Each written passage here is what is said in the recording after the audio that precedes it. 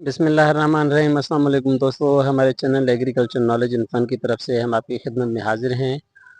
हम आज आपको पन्नुआकल में लेके आए हैं। पन्नुआकल के आपको खेत दिखाते हैं और यहाँ की जो मेन फसल कपास, जिसको यहाँ ड्रिल के ज़रिए जो है लगाया गया है, वो हम आपको दिखाते हैं।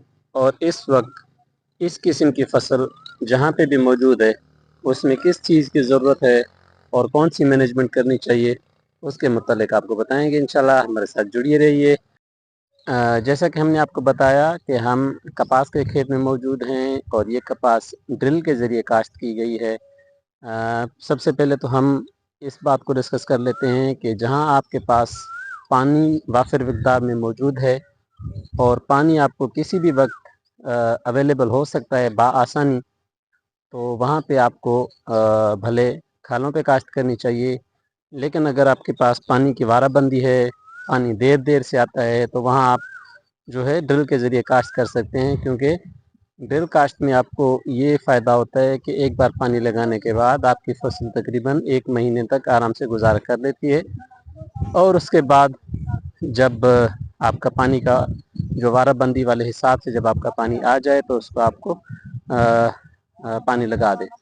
पहले ये कहा जाता था कि सिंधी में कहते हैं नाड़ी तरानी, मीन्स जो ड्रिल काश्त है उसको एक रानी का रुतबा दिया गया था कि स्पेशली ये टर्म तो गंदम के लिए इस्तेमाल होता है, लेकिन जब से हमने खालों पे काश्त करना आम किया है कपास का, तो हमें पहले तो उसका यानी उस इसके लिए आम किया था कि इससे पानी की बचत होती है। लेकिन अब जो है, जैसे ये एडाप्टिव रिसर्च है और रिसर्च हमेशा चेंज होती रहती है, तो अब ये चीज़ें देखने में आई हैं कि पानी इसमें कोई बचत नहीं है।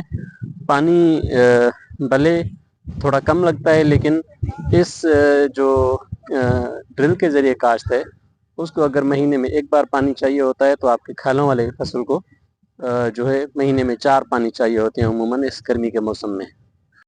अब आ जाते हैं हम इस फसल में क्या सूरत हाल है, ताकि हमारे जो दूसरे आबादगार हमारे साथ हैं और वो भी इस चीज़ को समझ सकें और अपने खेतों में वो उस किस्म की मैनेजमेंट को फ़रोग़ दे सकें जो कि आपकी फसल जो है मुनाफा बख्श जो है साबित हो सके।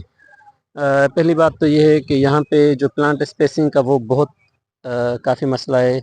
अभी जो मैं फोकस में आपको दिखा रहा हूँ, इस एक पौधे से दूसरे पौधे का फासला तकरीबन 6 फुट के करीब है और ये इंतहाई जो है नुकसानदह आगे चल के हो सकता है।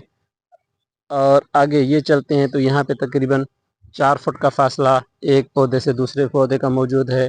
और यहाँ हम आ जाते हैं तो 2 फुट से 3 फुट का फासला एक पौधे से दूसरे पौधे की दरमियान में आ जाता है। लेकिन अगर दूसरी उसमें देखा जाए कतारों में, तो ये कतार जो आपको देख रहे हैं इसमें बिल्कुल घने पौधे हैं। और अगर हम 1 फुट में पौधे गिनना चाहें तो 1 2 3 4 5 6 7 8 9 के करीब पौधे सिर्फ़ और सिर्फ 1 फुट में मौजूद हैं। अगर इतने पौधे 1 फुट में पाए जाएंगे तो एक नुकसान ये होगा कि जहाँ पे फसल आपका घना होगा, वहाँ कीड़े जो है वो बआसानी से अपनी अफजाइश करेंगे, बढ़ाएंगे, अपने नस्ल बढ़ाएंगे और आपके फसल को नुकसान पहुँचाएंगे।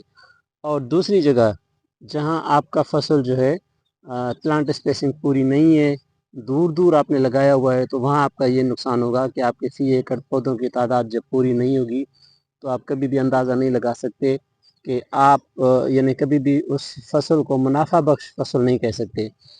जब हम खाद लगाते हैं या पानी लगाते हैं, तो ये जो 6-6 फुट ज़मीन खाली पड़ी हुई है, ये भी आपसे खाद लेगी, आपसे पानी भी लेगी, लेकिन बदले में आपको देगी सिर्फ जड़ी बूटियाँ।